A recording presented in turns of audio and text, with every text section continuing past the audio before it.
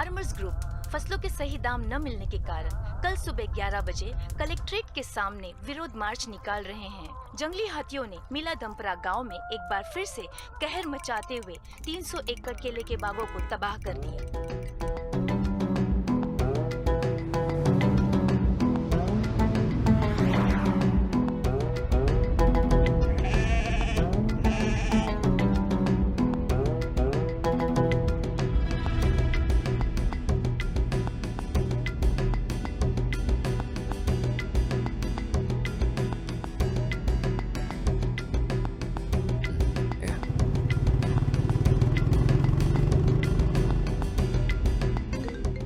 अरे कार्ती, वॉल्यूम कम कर यार, सार्थ का कॉल आ रहा है।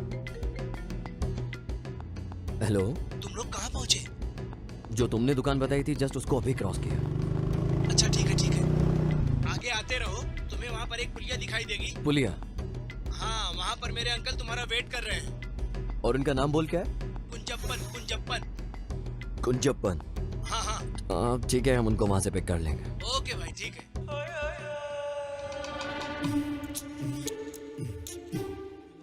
एक कार्ती, वहाँ किसी को मैंने बैठे देखा, वो जरूर उसके अंकल होंगे।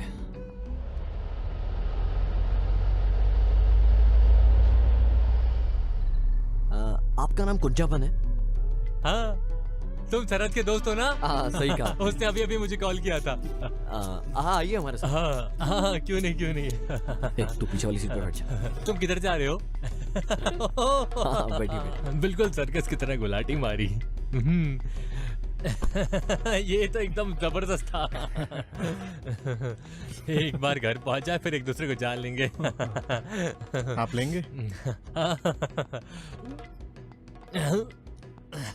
वैसे तो मैं कभी नहीं पीता हूँ, पर अगर मैं मना करूंगा तो तुम्हें बुरा लग जाएगा।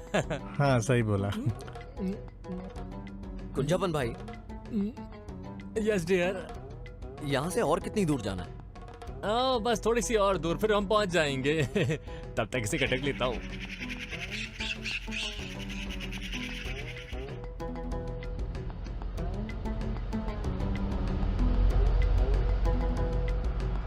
राइट लेना, नहीं, लेफ्ट, बस रुक जाओ, गेट पे थोड़ा देना, मैं खोल देता हूँ।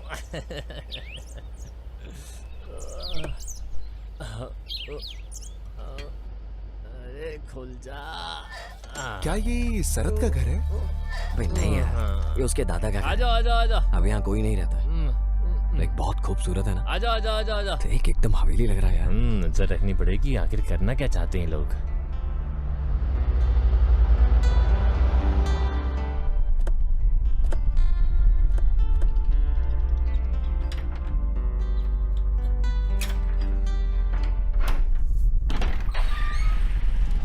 शरद। अल्लू, कितने टाइम बाद मिल रहा है यार तू? भाई मैं अभी तुम्हारे साथ नहीं आ सकता हूँ, बहुत सारे अरेंजमेंट करने हैं। तुझे तो पता है शादी की तैयारी कैसी होती है। हाँ, कोई नहीं यार, समझता हूँ। तब तक मैं तुझे अपने दोस्तों से मिलाता हूँ। ये सिया, हाय। ये कार्ती और ये उसका भाई किरण। हाय। और ये है मेरा जिगर शरद। तुमने तो बोला था कि 6 दोस्त आ रहे हैं। उनमें से कुछ को टाइम पे छुट्टी ओके नहीं मिल ओके, सकी। कोई बात नहीं। ये लो तुम्हारा स्पेशल आइटम, बिल्कुल कड़क। भाई सिर्फ एक? चिंता मत करो, बाकी बैग में है। ठीक है, चलेगा। अच्छा सुनो, खाना और चखना भी बैग में रखा है। कल 10:30 बजे मंदिर में शादी है, इसलिए मैं रात में आने की कोशिश करूंगा। ओके, मुझे पता है कि तुम बिजी हो। हाँ, मिलते हैं। बाय। Bye bye. बाय।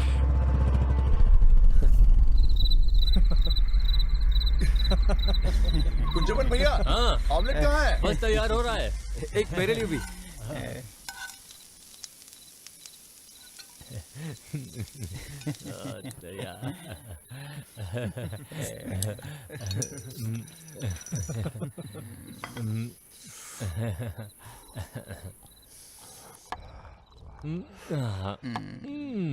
इधर पास करना यार। वैसे तो मैं नहीं पीता हूँ, लेकिन मेरी बीवी को इसकी खुशबू पसंद नहीं है। जब आपका शराब पीने का मन होता है तो क्या करते हैं? मैं क्या करता हूँ, मस्त एक गिलास ठंडा पानी पी लेता हूँ और काम बन जाता है मेरा। ऐसे इसीलिए कि आप कंजूस हो या फिर सच में अपनी पत्नी से डरते हो? मैं क्या बोलूँ तो दूसरी वाली बात सच बोली है। तुम ड्रिंक और स्मोक नहीं करते हो? नहीं नहीं, वो ऐसी कोई भी चीज इस्तेमाल नहीं करेगा जो उसकी बॉडी के लिए नुकसानदायक हो। ये फ्यूचर का मिस्टर केरला है। मैंने कुछ मेडल भी जीते हैं। ओह सच में? जवानी के दिनों में मैंने भी बहुत सारे मेडल जीते थे। पर शादी की बात सब बंद कर दिया। अब सिर्फ अपनी पत्नी से झगड़ा करता हूँ। हमारी 2 ट्रॉफी भी है, हाँ। एक 16 की, दूसरी 18 की।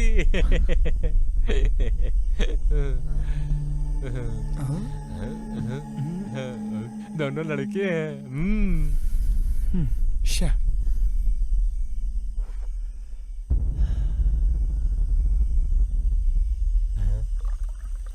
आइला, ये क्या चीज है? कॉकटेल।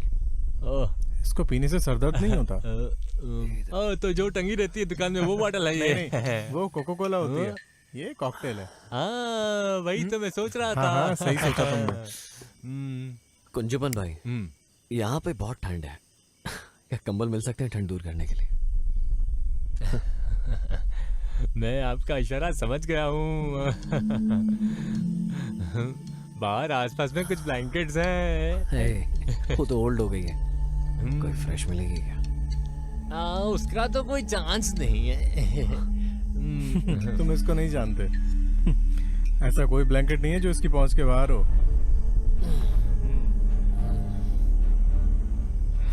तुम दानी को जानते हो ना? वो अल्लू का जिगरी दोस्त था।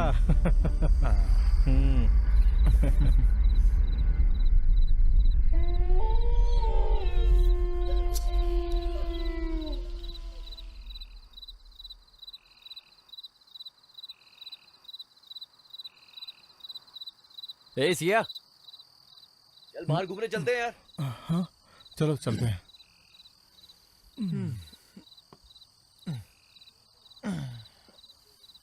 कुंजवन भाई, कुंजवन भाई, कोई नहीं, तुम सोते रहो, हम लोग बाहर से घूम के आते हैं। अरे ज्यादा दूर मत निकल जाना, जंगली जानवर घूमते हैं।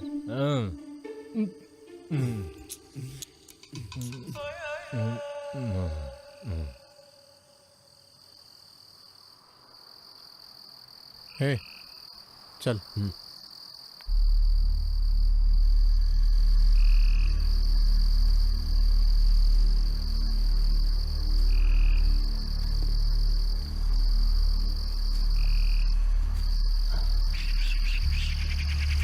समझ गया।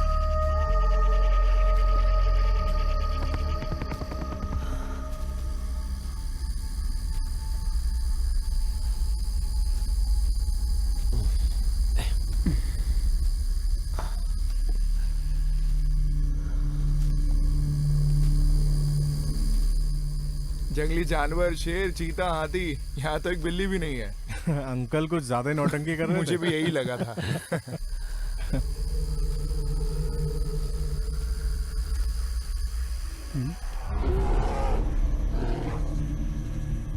एक कार थी, वो भालू की आवाज थी।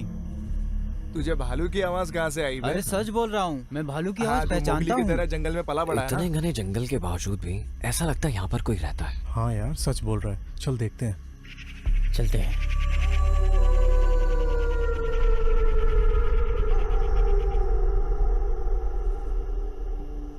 कौन है उधर? क्या तुम लोग शरद के दोस्त हो? हाँ अंकल। हाँ हाँ, शरद ने मुझे बताया था। आओ अंदर आओ।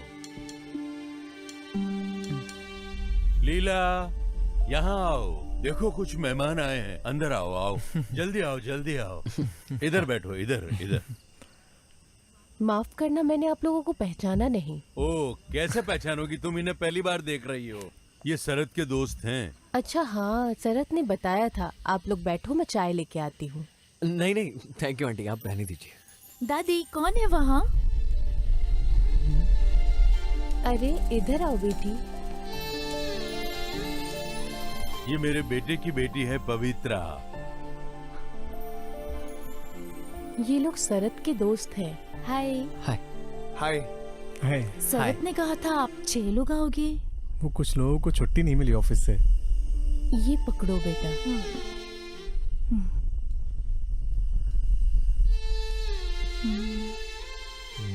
वैसे अंकल आपका नाम क्या है? रघु रमन।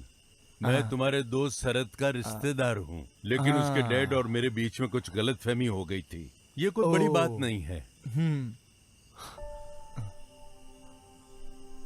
ये लो बेटा, साबूदाना खाओ। हमारे खेत में उगाया हुआ ताजा साबूदाना है। ये मुझे दे दो, तुम जाके नहा लो।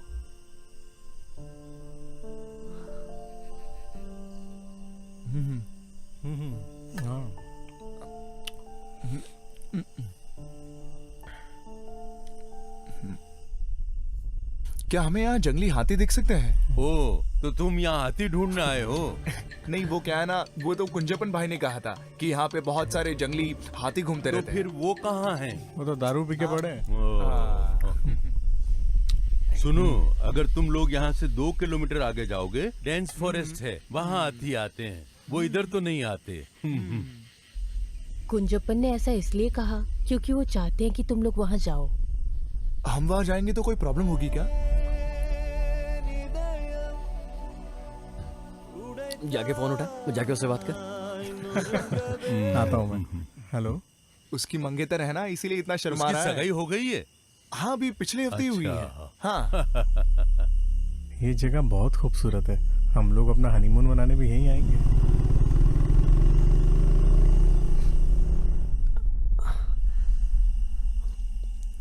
अरे यार, चार्जिंग खत्म हो। अंकल, आपके पास चार्जर मिलेगा? बेटा, चार्जर लाके देना। अरे वो नहाने गई होगी, चार्जर ड्रॉअर में है, तुम जाके ले लो।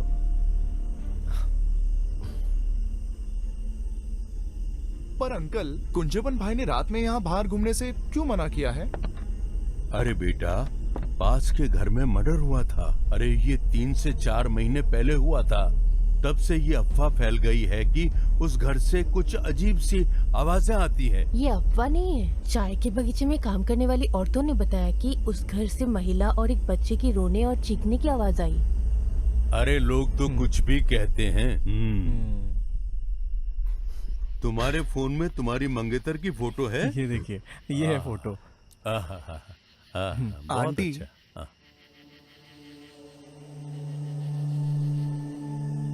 क्या हुआ बेटा? उस घर में और कौन कौन मरा था?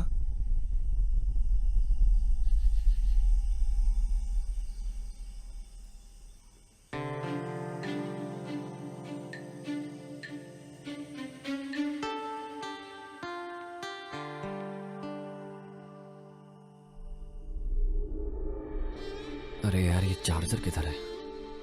होना तो यहीं चाहिए।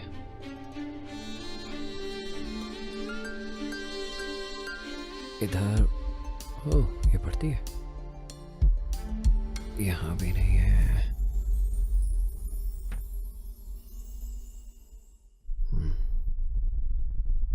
अरे क्या चाहिए तुमको? अरे, फोन बंद हो गया था। आंटी ने बोला तुम्हारे पास। साइड हटो, मैं देती हूँ।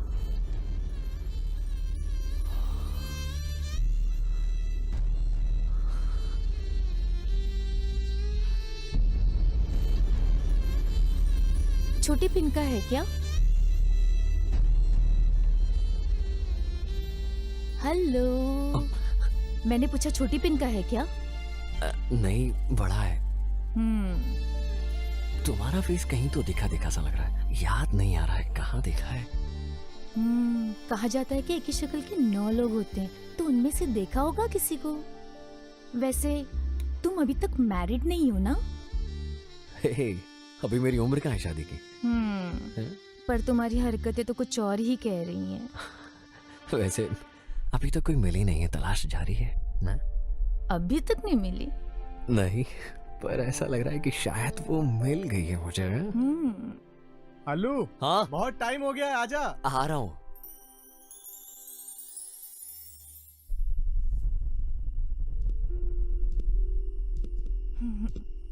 अंकल, अब हम चलते हैं। हाँ हाँ हाँ, ठीक है। सेल्फी लेना, सेल्फी सेल्फी। हाँ, सेल्फी सेल्फी सेल्फी। अरे कार्ति, चल सेल्फी लेते हैं। हाँ भाई, ठीक है। अंकल आइए आप। आइए, आप इधर आइए। सब लोग एक साथ। हाँ, अब ठीक है।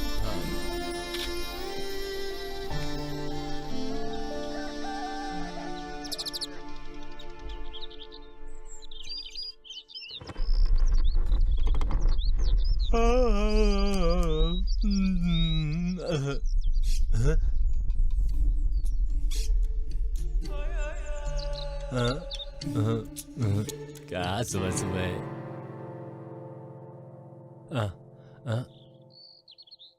यहाँ तो अभी तक सब सो रहे हैं। अल्लू को फोन देना जरा।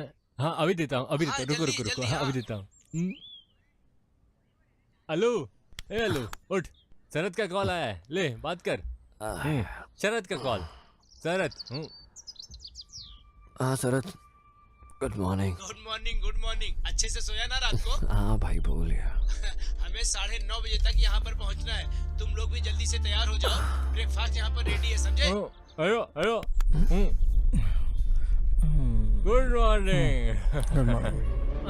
मैं कब से तुझे कॉल करने का ट्राई कर रहा था, तूने अपने फोन साइलेंट पे रखा है क्या? हाँ वो साइलेंट पे है। हम पहुंच जाएंगे ओके ब्रो। टाइम पे। ए गंजूमन भाई, उतर गई तेरी। बस हल्की सी सुरसुरी मच रही है, बाकी सरदर्द नहीं है मुझे। इसी को ही कॉकटेल बोलते हैं। बिल्कुल। ओए जिम वाले बच्चे उठ जा, उठ जा। ओए ओए शादी में जाना है।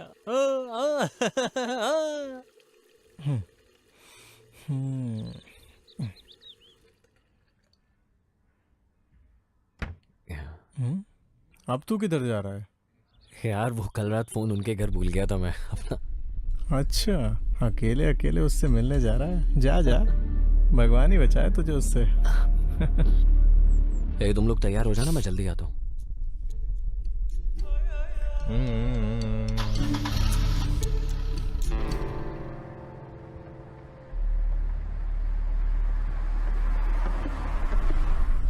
ये उधर किधर जा रहा है? निपटो।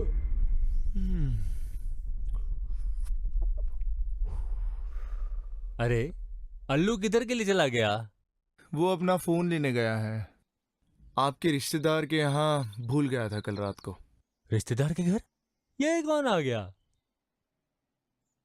वो बगल में जो 2 माले की बिल्डिंग है ना, उन्होंने बोला कि वो आपके रिश्तेदार है। शरद के पापा और उनकी कोई प्रॉब्लम है। क्या बात कर रहे हो? सुबह सुबह माल भुग के बैठे हो क्या?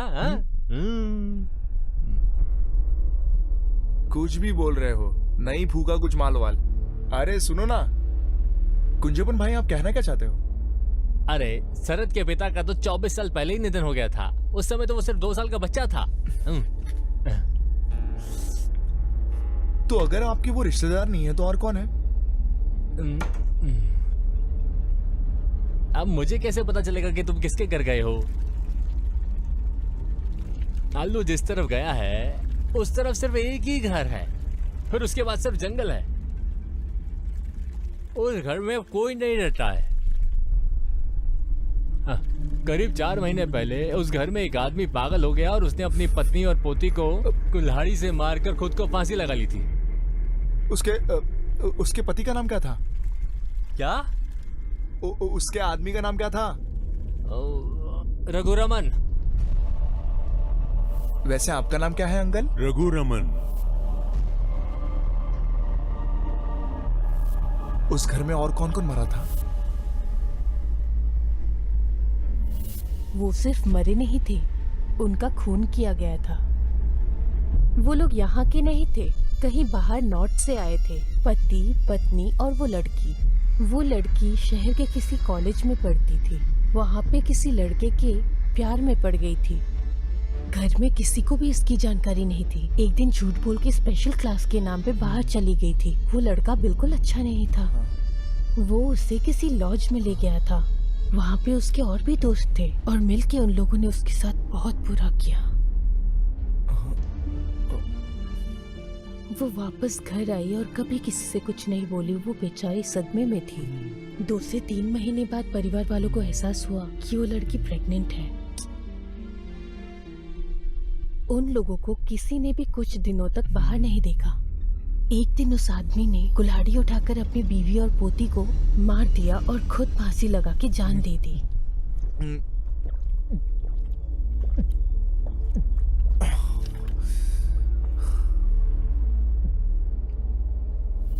अरे तुझे वो दानी याद है ना? वो अल्लू का जिगरी दोस्त था। जहां तक मुझे पता है इन्होंने ऐसे ऐसे कांड किए हैं कि हम सोच भी नहीं सकते। अगर दानी को कोई पसंद आ जाए तो वो उसे अपने प्यार में फंसा लेता है। और वो उस काम में बड़ा एक्सपर्ट था और वो काफी हैंडसम भी था। अल्लू के साथ लड़की शेयर भी करता था। अरे वो अब कहाँ है?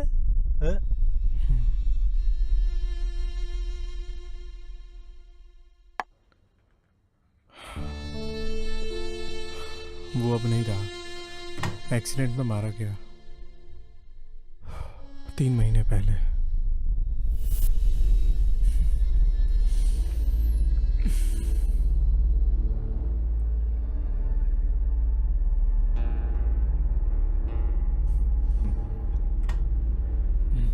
एक आरती, जाके नहा ले।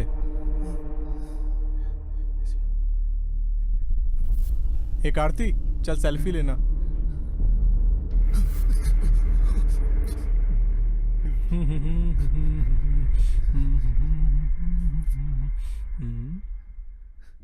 ये सियान,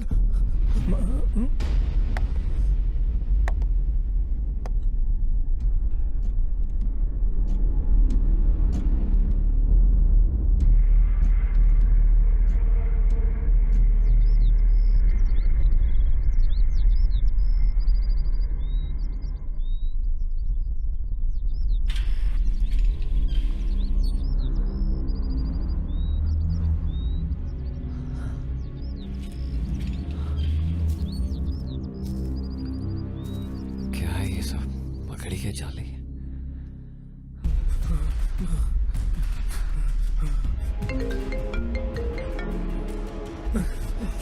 जल्दी फोन उठा।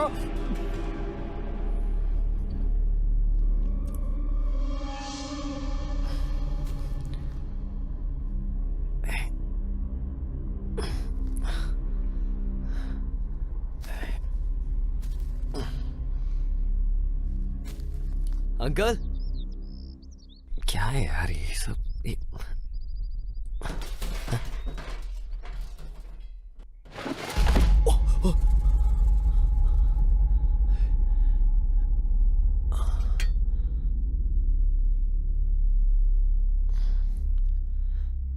Uncle,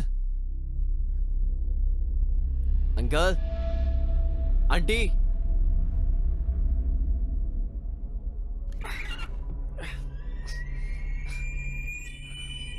uncle,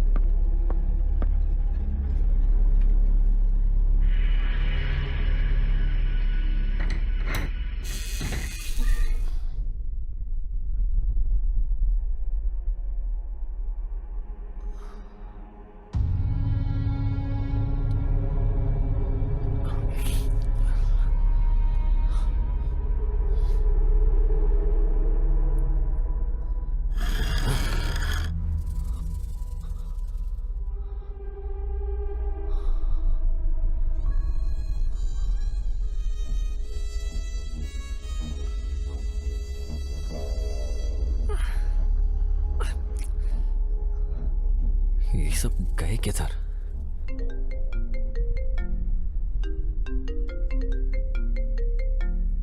oh shit, charger किधर गया?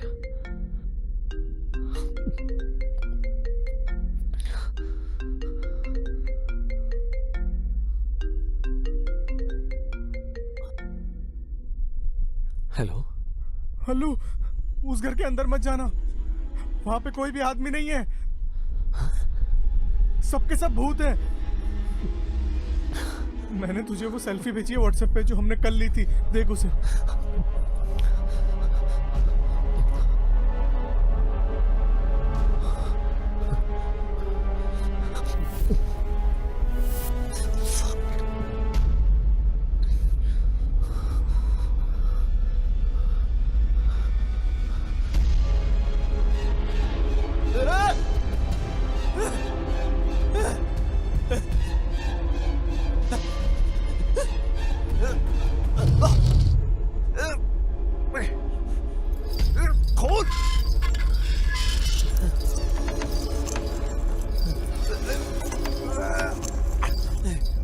खोलो।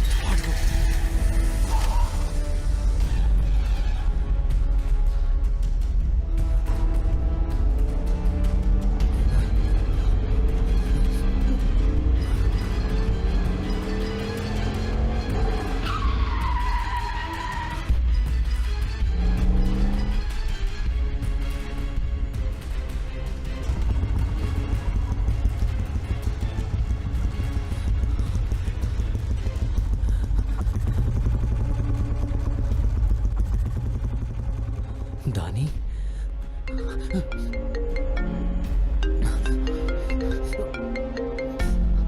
हेलो, कौन है? मैं हूँ पवित्रा।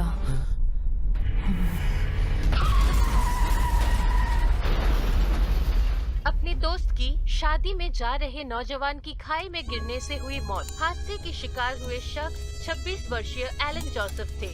सूत्रों के हवाले से मिले जानकारी के अनुसार मृतक गाड़ी चलाते समय फोन का उपयोग कर रहे थे और घना कोहरा होने के कारण ये हादसा हो गया।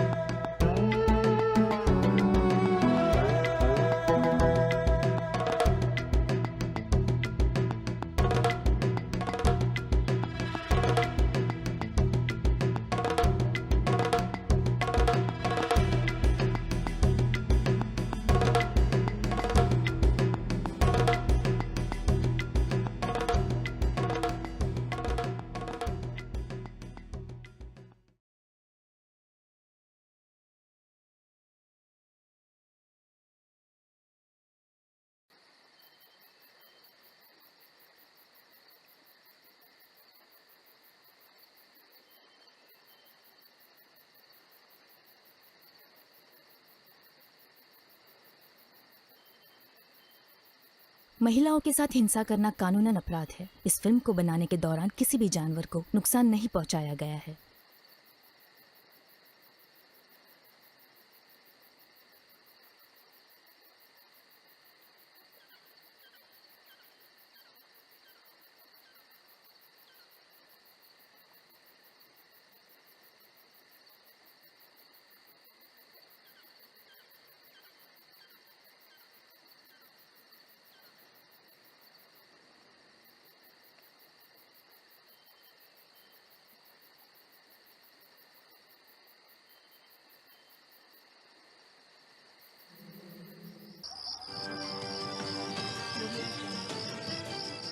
नमस्ते।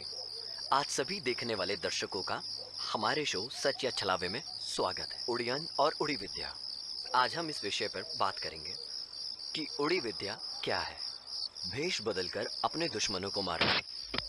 अरे नहीं दादी माँ, क्या आप ओडियन के बारे में जानती हो?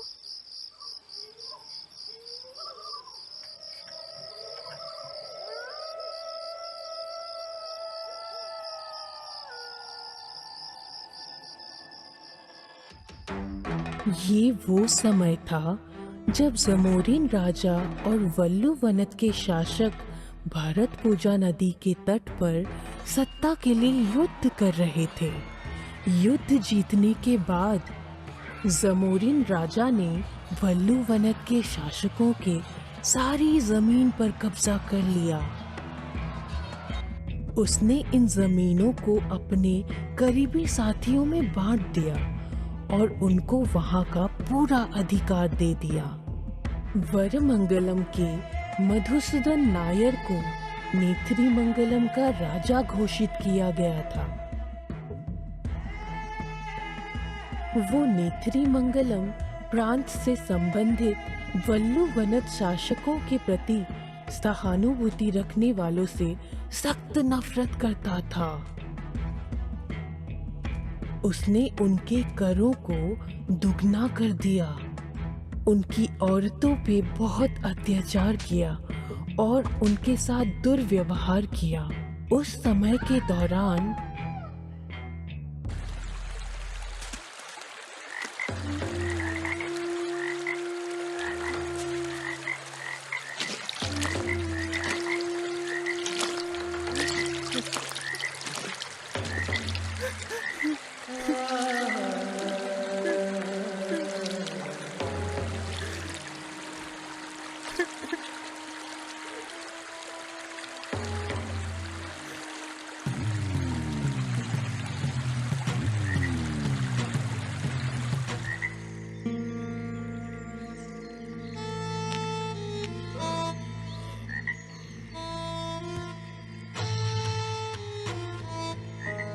राजा साहब,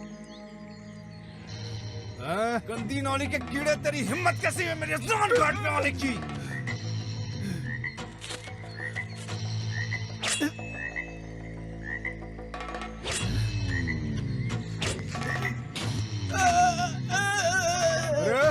वासु, रामा, जल्दी आओ यहाँ। जाने दो मुझे। उठा के फेंक दो इसे।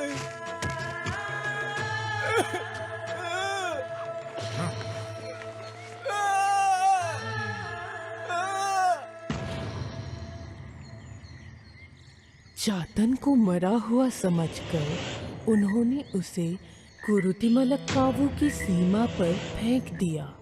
बदले की भावना से भरे हुए चातन ने मौत के सामने भी घुटने नहीं टेके। इस बात का एहसास होने पर कि वो राजा को नहीं मार पाएगा, उसने कुरुतिमलक्कावु में ही रहने का फैसला कर लिया। उसने अपने हाथ की नस काट के काली माँ के सामने अपने रक्त की बलि दी। चातन की भक्ति से खुश होकर देवी उसके सामने प्रकट हुए। चातन ने देवी से मधुसूदन नायर और उसके पूरे वंशजों को खत्म करने का अनुरोध किया, मगर देवी ने उसके अनुरोध को मना कर दिया और उसके बजाय उसे एक दवा के बारे में बताया। जंगल और पहाड़ियों की खाक छानने के बाद आखिरकार वो उन जड़ी बूटियों को ढूंढने में सफल रहा।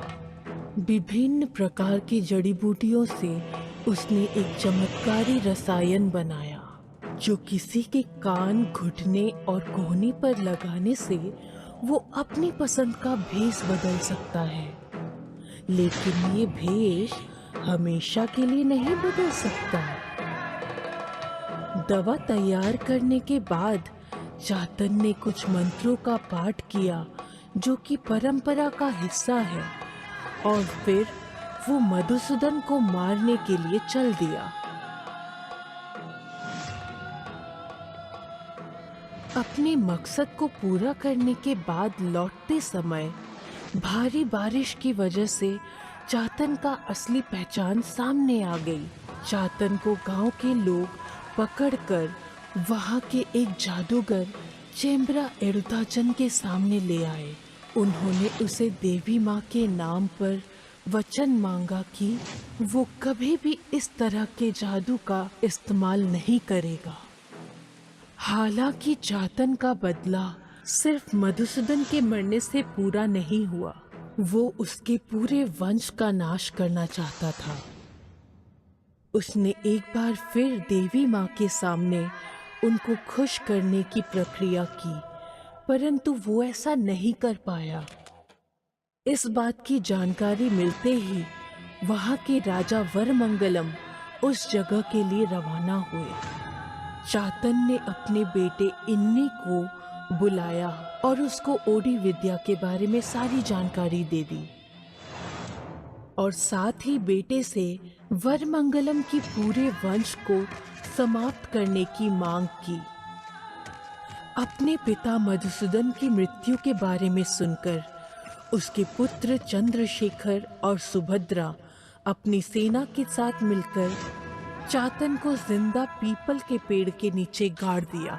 इन्नी ये सब दूर से देख रहा था। उसकी आंखों से एक बूंद भी आंसू नहीं निकला, और उसके बाद से हर रात उस पीपल के पेड़ के पास से अजीबोगरीब आवाज सुनाई देती है। गांव के लोगों ने उस जगह का नाम नीलविल्ली कुन्नू रख दिया।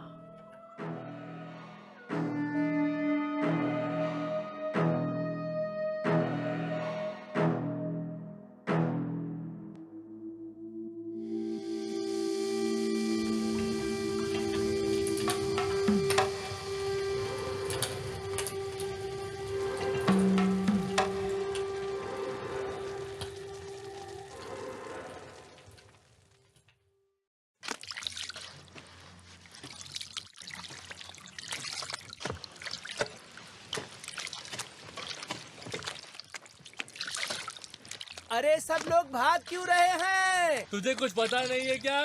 केलाल दसन की बेटी की लाश पानी में बह रही है। हमारे दसन की बेटी? हाँ। अरे देवा, ये क्या हो गया?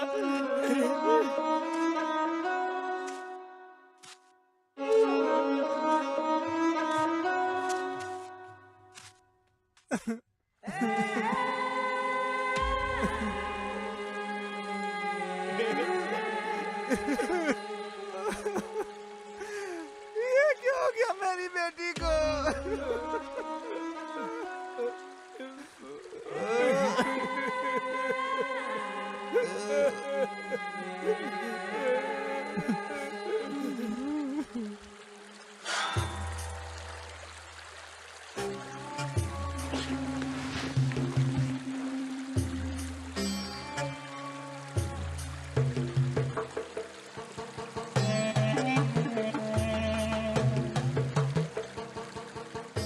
राजा साहब आ रहे हैं, चलो साइड हट जाओ। साहब देखो ना क्या हो गया मेरी बेटी को, ये कैसे पड़ी हुई है। दास दुखी मत हो, सब किस्मत का खेल है। रामा, ज्यादा समय मत लगाओ, क्रियाक्रम जल्दी करो। जी राजा साहब।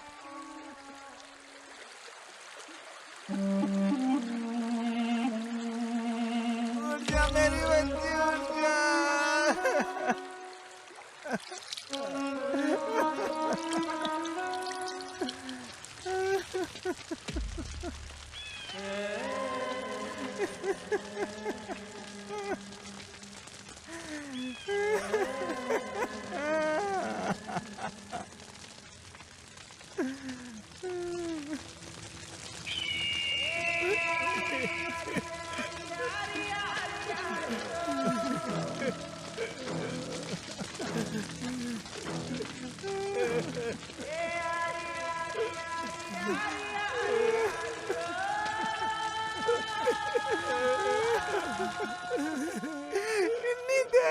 बच्ची को क्या हो गया है? कैसी पड़ी है मेरी बच्ची?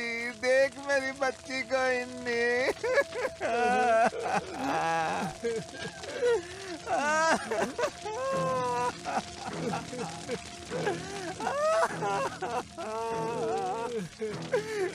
देख क्या हो गया मेरी बच्ची को, कैसे पड़ी है? देख इन्नी, देख। अब मैं क्या करूं?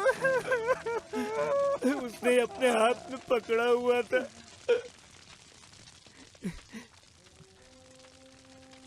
ये हमारा मंगलम वंश की मोहर है।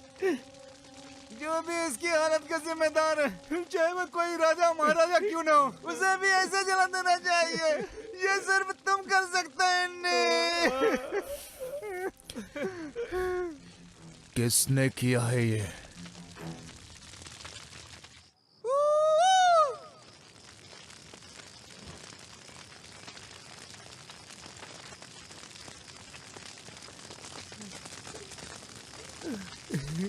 इन्नी, हमारी बच्ची को राजा के लड़के ने मारा है। पार्थन?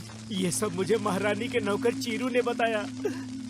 जानते हो तुम, राजा उससे जल्द मद्रास भेजने की कोशिश कर रहा है। वो कल सुबह सुबह निकल जाएगा, तो फिर आज रात को ही।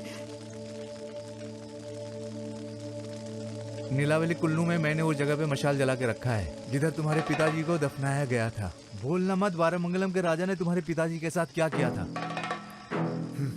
उस मंजर को कैसे भूल सकता हूं मैं? जिंदा दफन होते हुए मेरे पिता की तकलीफ का मंजर आज भी मेरे दिल में है, और ये मेरे अंदर की आग को जला कर रखता है। मद्रास जाने से पहले राजा का बेटा इलिक्कल रमानी के घर सोने के लिए जाएगा। तुझे पिता का वचन पूरा करना ही नहीं। अनाज के ढेर और लड़कियों का जश्न इन राजाओं के बच्चों के लिए नहीं होते। अब तुम लोग जा सकते हो। कल ले तेरी मंगलम में उनके बेजान शरीर का अंतिम संस्कार करने जरूर आना। जाओ।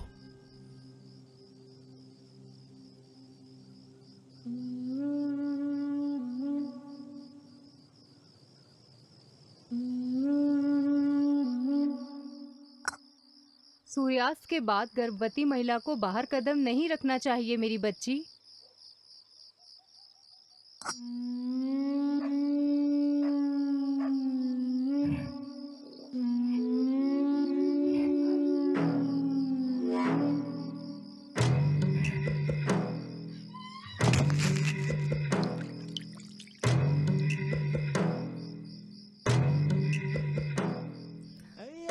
हे भगवान,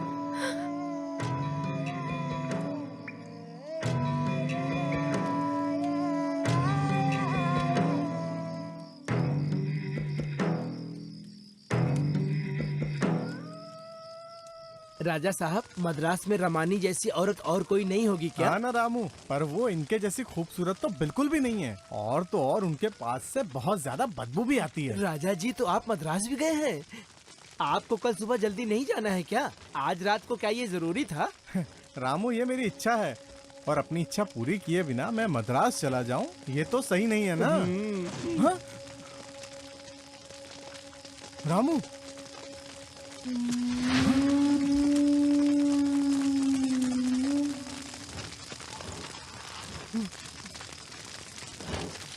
कौन है वहाँ?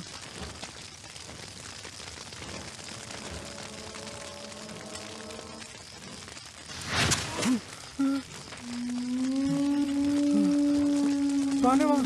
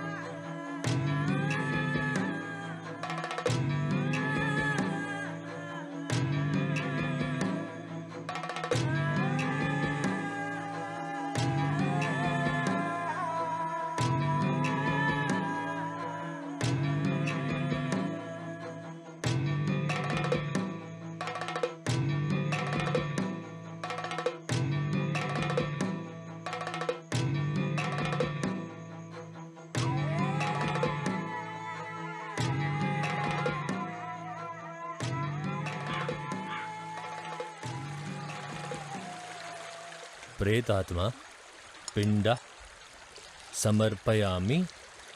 ओम तत्सत। देवांगत आत्मा को याद करें और पत्ते पर 3 बार जल छिड़कें।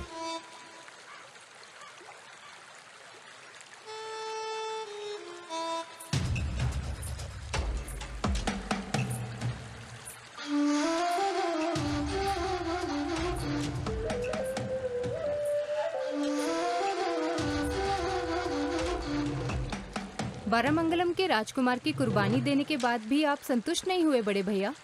मुझे बहुत अच्छे से पता है कि ये किसने किया है और ये भी पता है कि ये क्यों किया गया है। वो चाथन का लड़का इन्नी है, अपने पार्थन के। आप बस हमें एक बार हुक्म दीजिए।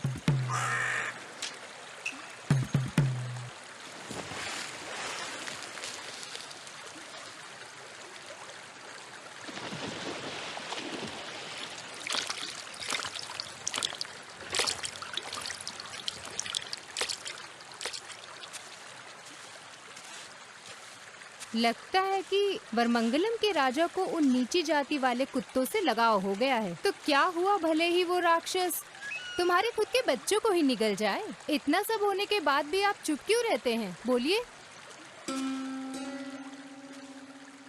भद्रा, तुम्हारा किसी के प्रति जलना कोई नई बात नहीं है। जब से मैं मुखिया बना हूँ तुम तो चुड़ैल की तरह मेरे पीछे पड़ी हो, परेशान कर रखा है। मैं नेत्री मंगलम राज्य का राजा हूँ, मैंने उन्हें कोई नुकसान नहीं पहुँचाया है, उन्होंने भी नहीं। इस पूरे राज्य को अपने कदमों में लेने का तुम्हारा घमंड मेरे जीते जी कभी पूरा नहीं होगा। सुन लो तुम, अगर तुम या तुम्हारा कोई भी आदमी मेरे सामने आया तो मैं दिखाऊंगा कि मैं कौन हूँ।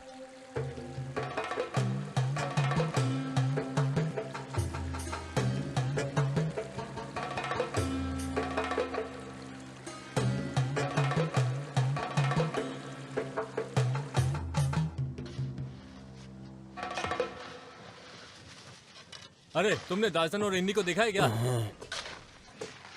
इन्नी, महारानी तुमसे मिलना चाहती है, तुमको तुरंत उनके पास जाना चाहिए। महारानी सुभद्रा, ठीक है आते हैं। वैसे वो हमसे क्यों मिलना चाहती है? उस औरत में अपने पूर्वज के सभी गुण हैं। चलो चलते हैं।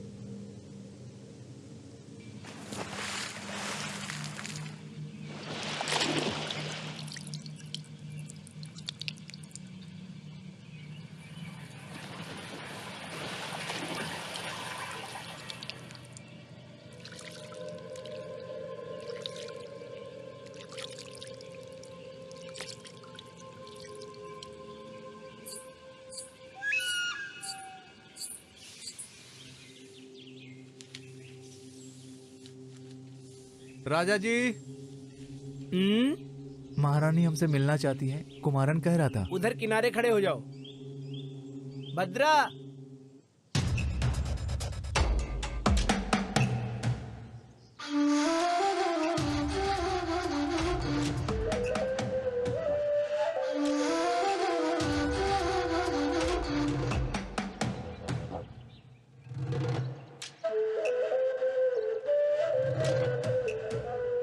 हाँ अब बस करो, खाना खा के काम करना।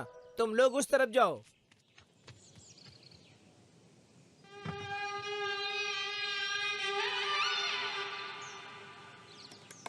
महारानी जी, हमें क्यों याद किया आपने? आज सुबह 2 लोग खाकी वर्दी में यहाँ पर आए थे। उन्होंने बताया कि पार्थन को जानबूझकर मारा गया है। क्या तुम जानते हो इस बारे में? अगर तुम में से कोई जानता है तो बता दो मुझे। हमें इसके बारे में कुछ भी नहीं पता। क्या तुमको पता है इन्नी? अभी भी तुम्हारे परिवार में वो देवी माँ को खुश करने वाली पूजा होती है? जी महारानी साहबा। फिर तुम उल्लू क्यों बना रहे हो दासा, जैसे कि हमें पता ही नहीं? इन्नी के द्वारा खूनी पार्थन की पिटाई करते हुए अपनी आंखों से ये सब कुछ मेरे पति नारायण ने देखा है।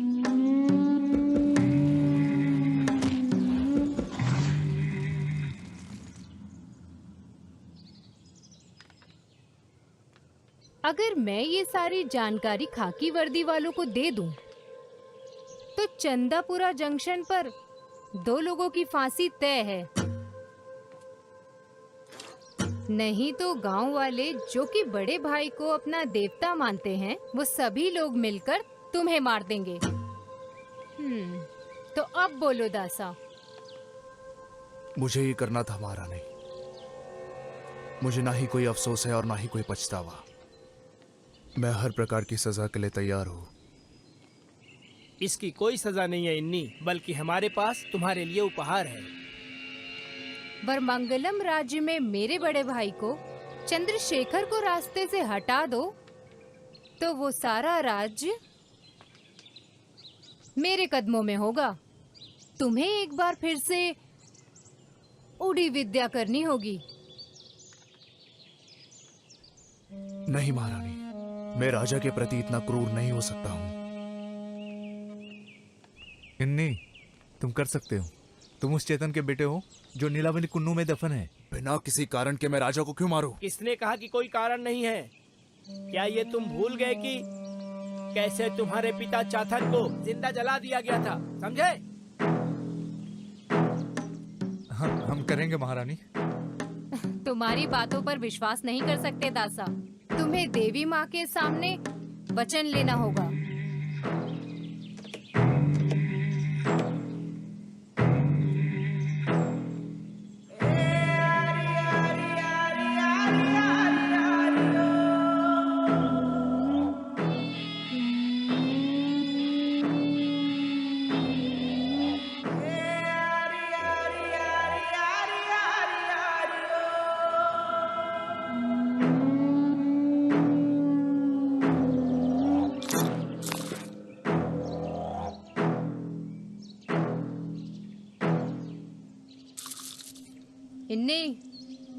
चंद्रशेखर पार्थन की तरह कोई साधारण आदमी नहीं है।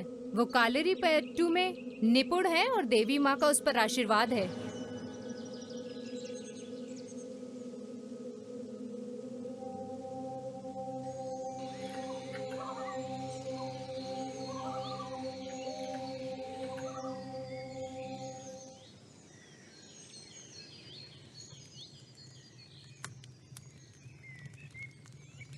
जिंदा दफन होने से पहले तेरे पिता ने क्या कहा था, तुम्हें याद नहीं है? उसे मरना होगा, उसके पूरे वंश को खत्म करना होगा।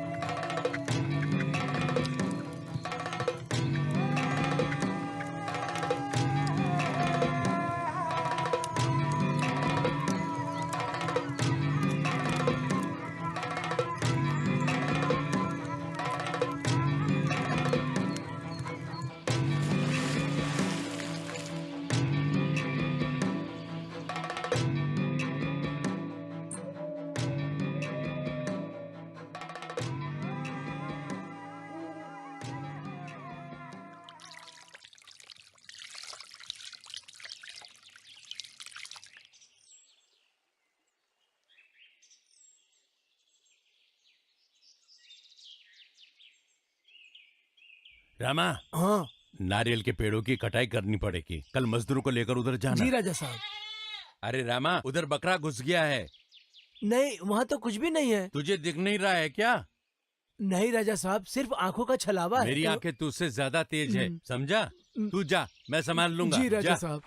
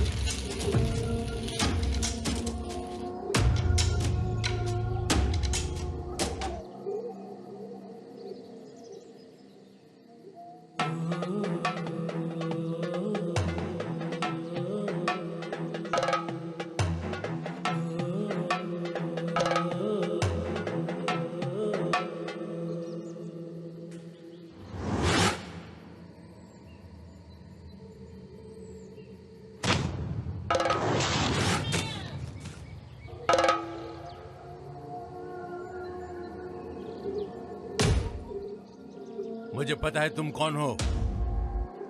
तुम भेष बदलकर मुझे डरा नहीं सकते।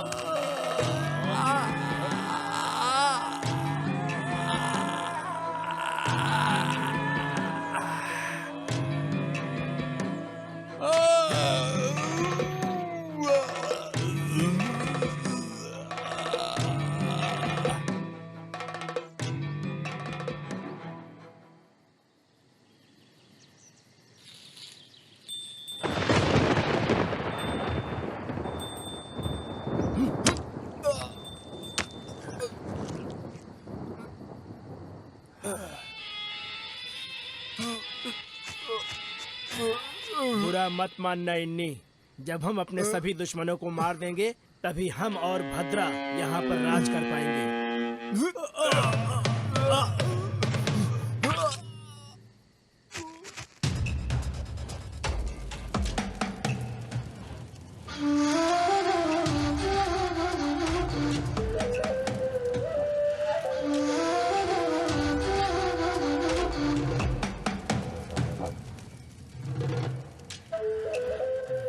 क्या हुआ इन्नी? मुझे ऐसे क्यों घूर रहे हो? एक पूरा परिवार मेरे इन्हीं हाथों द्वारा मिटा दिया गया। अब किया भी क्या जा सकता है? किस्मत है। सही कहा ना नारायण? मेरी तरफ मत देखो इन्हीं। तुम्हारे पिता चातन को मेरे आदेश पर ही उन्हें जिंदा दफनाया गया था। और तेरी बहन दासन की बेटी को भी मैंने ही मरवाया था। समझे तुम? वो तो उस बेचारे पार्थन पे झूठा इल्जाम लगा दिया था। और पार्थन को मारने के लिए तुम्हें मैंने ही तो उकसाया था इन्हीं।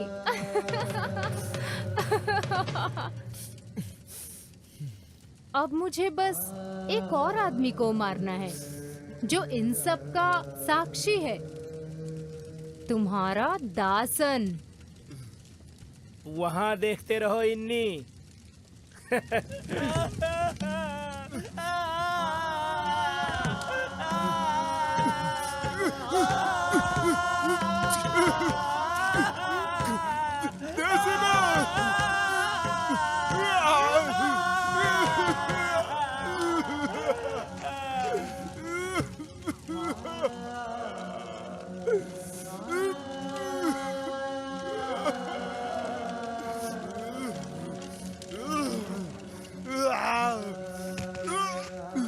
इस सच को यहाँ दफनाने के लिए हमें इसे मारना होगा। चलो मार डालते हैं इसे। अब यहाँ मेरा राज चलेगा।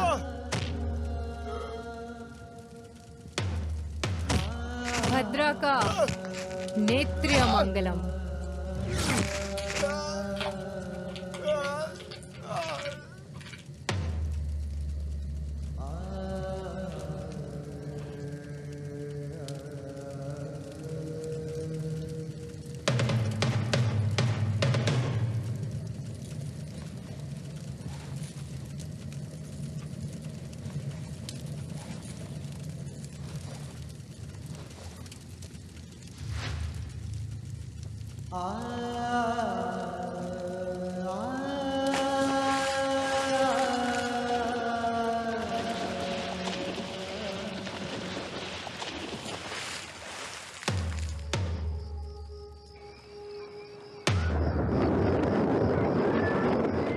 कोई बदलाव नहीं होना चाहिए। सब कुछ योजना से होगा। जी महारानी। ये नारायण किधर चला गया? तुम जाके देखो ना कुमार। और हाँ, भूलना मत, नियम के अनुसार ही सबको काम सौंपना। राजा जी, राजा जी।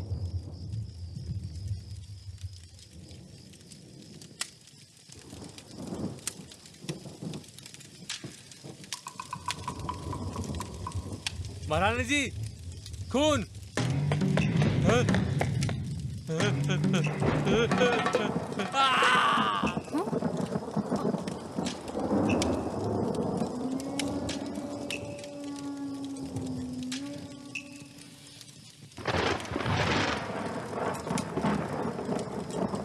कुमार, नारायण, नारायण।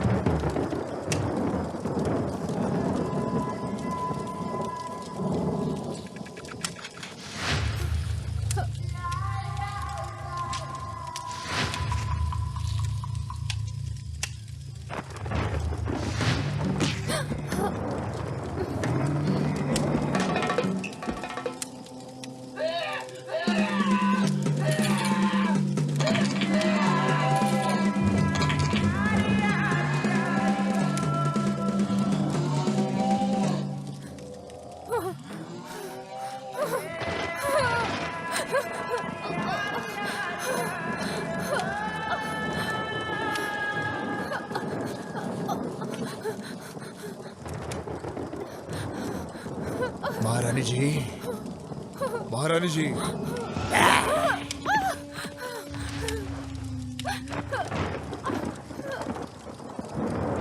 महारानी जी।